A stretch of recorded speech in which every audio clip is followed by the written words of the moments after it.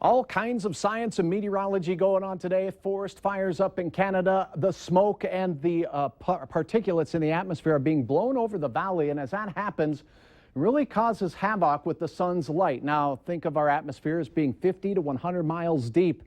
And when the sun is low on the horizon or the moon is low on the horizon, then that light has to pass through hundreds, if not thousands of miles of air. If that air is polluted, boy, we get a lot of oranges and reds bent towards us. We're in for a treat tonight as the sun sets and as the moon rises close to 7 o'clock. So you can look out to the east for the moonrise and then the sunset tonight. Take a look at that. 76 degrees in Fargo-Moorhead, wind from the northwest at 13 miles per hour, 73 in Moorhead. The skies reported clear, but by golly, it's hazy out there. And in Grand Forks, look at the same thing going on. 74 on the thermometer, north-northwest winds at 10 miles per hour. It's that northerly flow that's really ushering in the haze and the smoke across the valley. Temperatures everywhere in our area in the mid-70s, upper 70s out west. Look at Aberdeen. Bismarck is at 92 with Aberdeen near 90. No 90s out in northwest Minnesota or Lakes Country, west central Minnesota, low to mid-70s there.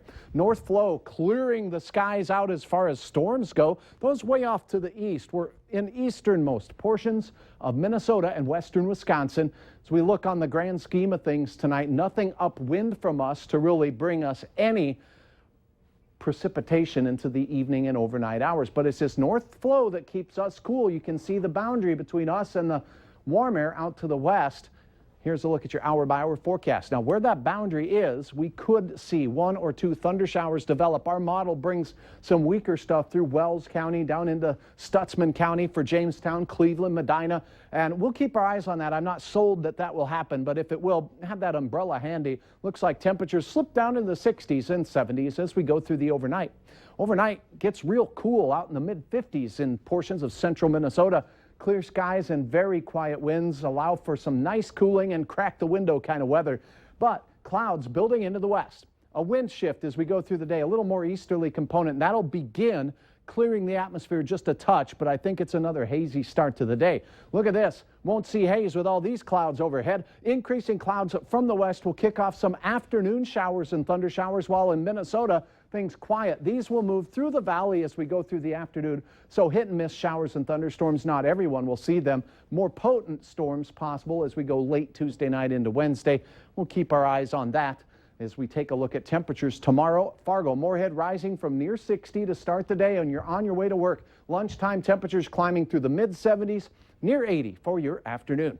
Elsewhere, 3 o'clock in the afternoon, temperatures will be generally near 80 degrees. I think we won't be as hot for the far west with Bismarck cooling from the 90s, and we'll see temperatures here in western Minnesota in the mid-70s for many. Another gorgeous shot shared by Kim. This is Big Portage Lake, Minnesota. That glorious glowing sun. There it is again. More of that the next couple of days. 81 degrees with a slight chance of Wednesday storms as well. Take a look at Thursday. Better chance of scattered storms. And for your holiday weekend, the 4th of July could bring late night storms the way it looks right now. After a warm day, should be good. Stronger storms possible into Sunday. We'll keep our eyes on the skies there. Always a little something. You betcha. All right, thank you, Hutch. Later in sports, a former NDSU Bison basketball star getting another chance with an NBA team. Alex is in with the details. And what prompted today's celebration within the local Veterans Administration.